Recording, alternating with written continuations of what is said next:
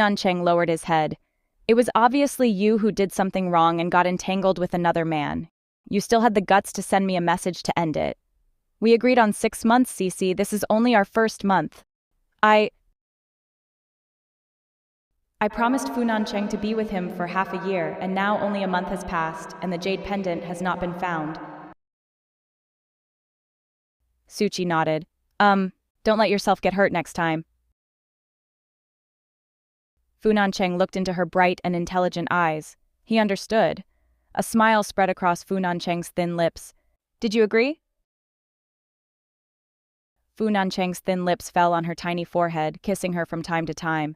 Zhuxi's face was so red that blood could drip out. The two of them reconciled just like that. Fu Nancheng slid his arm down and hugged her slender waist. Where do you want to stay tonight, Yipinlan or Yuyuan?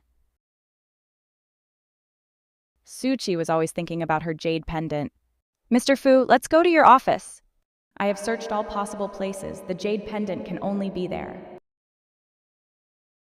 They couldn't stay here any longer. Fu Nancheng looked at her passionately. This is what you said. Do you want to be my secretary today? Fu Nancheng turned the steering wheel, and the luxury car drove all the way to Fu Group, Fu Nancheng's office. In the president's office, Fu Nancheng put his arm around her waist and pushed her in. He closed the door with his hand, then lowered his head and kissed her. He kissed her roughly, almost biting her red lips, deliberately making her uncomfortable and painful. Unlike his usual tenderness, tonight he just wanted to vent. Zhuxi felt weak all over. She felt that Fu Nancheng's heart was extremely warm. Fu Nancheng lowered his head and kissed her red lips hard. Zhuxi's slender arms were still hanging around his neck. Maybe she forgot to clench her teeth, allowing him to invade her violently, robbing her of her breath for a while. Wait a minute, Mr. Fu. Zhuxi pushed him away. Fu Nancheng said, What's wrong? She placed her small hands on his muscular chest and pulled up his shirt. Mr. Fu, come with me. Secretary Su, do you have any problem with my tie? Zhuxi stretched out her little hand, grabbed the loose tie around his neck, and walked with him to the lounge. Fu Nancheng stared at her with his dark and burning eyes and followed her into the lounge. Zhuxi pushed him and Fu Nancheng fell on his office chair. Mr. Fu, why is your heart beating so fast? Do you need me to make an appointment with a doctor for you? Fu Nancheng's Adam's apple rolled, knowing that she was teasing him. That day in the box, she had pretended to be ignorant and refused him righteously. Secretary Su is so proactive today. Aren't you afraid of not being able to get out of bed tomorrow? She looked up at him with her beautiful little face, which was as big as a palm, and deliberately spoke in a clip-like tone, with a very coquettish tone and an innocent face. I don't understand what you are saying. I am working. Fu Nancheng kissed her snow-white earlobe and buried his handsome face in her hair. Really? Secretary Su, you are really dedicated. I will reward you for having an in-depth discussion with the boss. Looking at her innocent appearance with black hair and red lips, Fu Nancheng smoothed his throat, then kissing her red lips. At this time, the man directly reached out and picked her up. The sudden feeling of weightlessness scared Zhuxi. Be careful, your hand is still injured. She looked up, then slowly raised her white fingers and hooked them at him. Come over. Fu Nancheng walked in and closed the door of the lounge. Coming to the bed, Fu Nancheng stretched out his hand and threw her into the soft big bed. Zhuxi felt dizzy, and at this moment his tall body pressed down on her. Fu Nancheng looked at Zhuxi under him. His athletic body wrapped in a fitted shirt with the top 2 buttons deliberately undone and his sleeves rolled up to his elbows looked so tempting to anyone who saw him.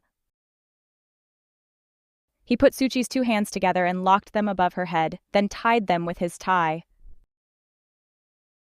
Mr. Fu? Her voice was soft and tuneless, her pure black hair was scattered, and the ends of her hair were filled with her favorite sweet scent of milk lychee.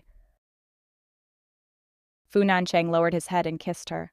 In fact, Zhuxi is very inexperienced in this regard, but she has been with this man for some time, and he has distinct and single hobbies, which she has figured out herself. He likes girls who look pure, innocent, and young, and who can act coquettishly in front of him in private. He likes them the most. Fu Nancheng looked down at her and curled his thin lips. Suchi's eyes were watery. No wonder Fu Nancheng liked her. She was indeed milky and lustful. His voice was hoarse, and he urged seriously, "Secretary Su, this is not enough. There's still plenty of time tonight." Zhuxi raised her seductive eyes, revealing a bit of coquettishness. Fu Nancheng raised his hands, unbuttoned his shirt, and threw all their clothes in all directions. Fu Nancheng bent down, kissed her tiny face, and then her soft lips with his thin lips. Suchi's palm-sized face was flushed red. It was easy for her to double her happiness when she was with Fu Nancheng. Suchi looked at his extremely handsome features and the mature and charming hormones emanating from his body. The next morning, Suchi opened her eyes dazedly. Suchi slept in Fu Nancheng's arms until she woke up naturally. Suchi's hand fell on the six-pack abs on his waist. This man had no fat at all, only muscles. He really deserves to be the top brand of Fu. Who wouldn't be tempted by this superb male beauty? The corners of Suchi's narrow eyes were bloodshot. Zhuxi was holding Fu Nancheng's injured hand. Last night he had treated it several times. It was useless. The blood seeped through the white bandage. "I told you to be careful, but you didn't listen." Fu Nancheng was awakened by the gentle touch of a hand. "Are you not tired?"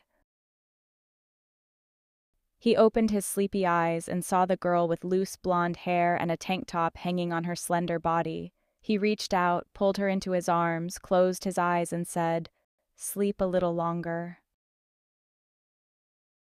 Secretary Song's voice came from outside to stop someone.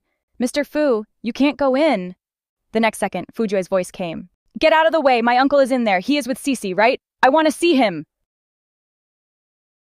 Zhuxi woke up all of a sudden. She sat up, and Fu Jue actually came. But Fu Nancheng pushed her back into the quilt. "Where are you going?" Fu Nancheng also woke up. "I'm going to go see Mr. Fu." She was most afraid of hurting Fu Jue about her relationship with Fu Nancheng, so she lifted the quilt and wanted to get off. Fu Nancheng threw back the quilt, got out of bed. "Can you go out and meet him like this?" Zhuxi was still wearing tank top. There were clothes scattered on the ground. Her clothes were torn into pieces last night and could not be worn. "You sleep a little longer. I'll go out and take a look." Fu Nancheng threw back the quilt, got out of bed, and opened the door to the lounge. Zhuxi stood up immediately, and at this moment she suddenly saw a safe. It turned out that there was a small safe hidden in his private lounge. Is her jade pendant hidden here? Zhuxi wearing Fu Nancheng's white shirt. Her clothes were torn into pieces last night and could not be worn.